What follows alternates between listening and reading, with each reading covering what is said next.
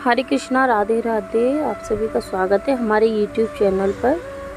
आज हम आपके लिए लेकर आए हैं लड्डू गोपाल की कहानी। और उनकी ऐसे ही भक्त की है जो निस्वार्थ भाव से अपने प्रभु की सेवा में लीन रहती हैं। अनजाने में ही सही, लेकिन वह कुछ ऐसा कर जाती हैं जो सिर्फ एक सच्चे भक्त ही कर सकते हैं।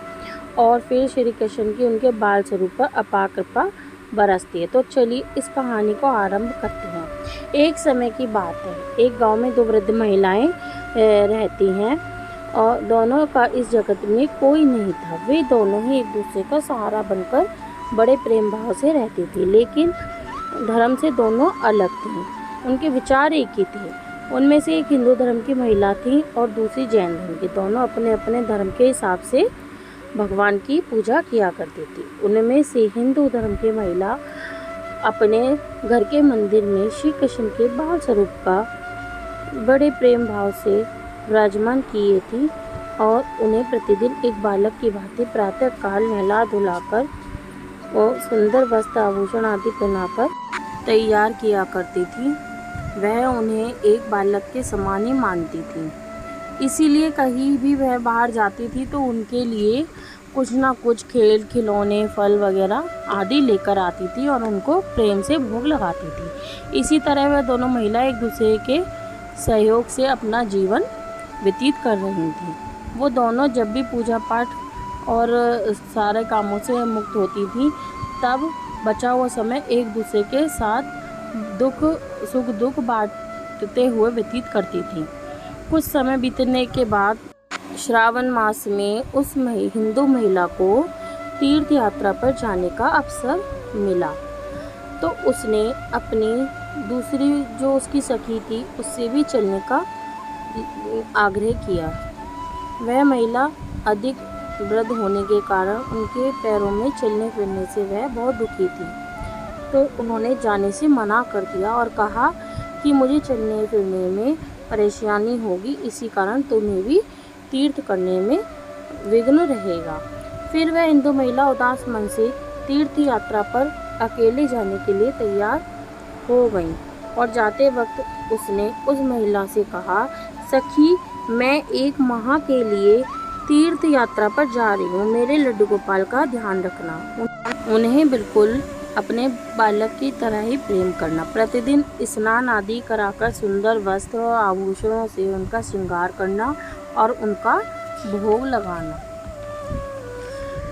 उस जैन महिला ने सारी बातों को सुनकर कहा कि सखी, तुम चिंता मत करो और अपनी यात्रा पर जाओ, मैं तुम्हारे लड्डू का पूरा ध्यान रखूंगी। ये सब बातें कहकर वह महिला अपनी यात्रा पर चली जाती हैं और प्रतिदिन बड़े उत्साह और उमंग के साथ वह सुबह उठकर खुद नित्य कर्म से निवृत्त होकर लड्डू गोपाल के स्नान की तैयारी में लग गईं। जब वह लड्डू गोपाल को नहलाने लगी तो उनकी नज़र लड्डू के पाँव की तरफ पड़ी और वह दंग रह गईं, क्योंकि उनके पैर मुड़े हुए थे।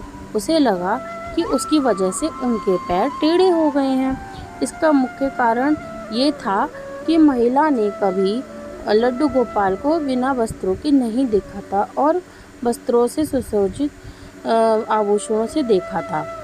तो इस बात से अज्ञान थी कि लड्डू गोपाल घुटनों के बल पर बैठे हुए थे, उनका बाल स्वरूप ऐसा ही है। वह परेशान हो गई और सोचने लगी कि अब वह अपनी सखी से क्या कहेगी। उसने इतने विश्वास के साथ मुझे अपने लड्डू गोपाल को दिया था और मैंने उसकी सही से देखभाल नहीं की। वह चिंता में बैठी थी। फिर उसे याद आया कि लड्डू गोपाल जी की सिर्फ प्रतिमा ही नहीं बल्कि जीवित होते हैं। बस फिर क्या, उसने निश्चय कर लिया कि प्रतिदिन उनके पैरों की वह मालिश करेगी और दिन में वह कई बार ऐसा करने लगी। और जैसा कि श्री कृष्ण का स्वभाव है, वो इतने दयालु हैं कि वृद्ध महिला की नदान भक्ति से वह प्रसन्न होकर अपनी अपार कृपा उन पर लुटा देते हैं। और प्रतिदिन की तरह वह लड्डू को नहलाने की तैयारी कर रही थी, तो उन्होंने देखा कि लड्डू के पैर ठीक हो गए हैं और वो इस दृश्य को देखकर बहुत खुश हुई और अपनी सखी का इंतज़ार करने लगी। कुछ समय के बाद वह महिला तीर्थ कर वापस आई तो उसने देखा देखा कि मतलब उस महिला ने सोचा कि मैं अपने लड्डू को देख लूं, और जैसे ही उसने देखा तो सोच में पड़ गई, यह तो खड़े हैं। उसने सोचा यह मेरे लड्डू नहीं हैं, और फिर अपनी सखी से जाकर पूछा। तब उस जैन धर्म की महिला ने सारी बात बताई। उसकी वह बात सुनकर वह समझ गई कि ये सब कृष्ण की कृपा है, और दौड़ी दौड़ी लड्डू के पास गई और उनके चरणों में गिर गई और कहा, हे कन्हैया, आपकी दया की कोई पराकाष्ठा नहीं है। और फिर अपनी सखी से बोली कि तू धन्य है, तुझ पर श्री कृष्ण की कृपा है। तुझे नहीं पता कि लड्डू के पाँव ऐसे हैं क्योंकि उनका बाल स्वरूप बैठी हुआ है, लेकिन तेरी भक्ति ने इस स्वरूप को बदल दिया, जो तूने उनके पैरों को सीधा कर दिया। तू धन्य है। और जैसी कृपा श्री कृष्ण ने उस जैन धर्म की महिला पर की, वैसी कृपा हम सब पर भी करें। और अगर आपको यह कहानी अच्छी लगी हो तो हमारे चैनल को सब्सक्राइब ज़रूर कीजिएगा।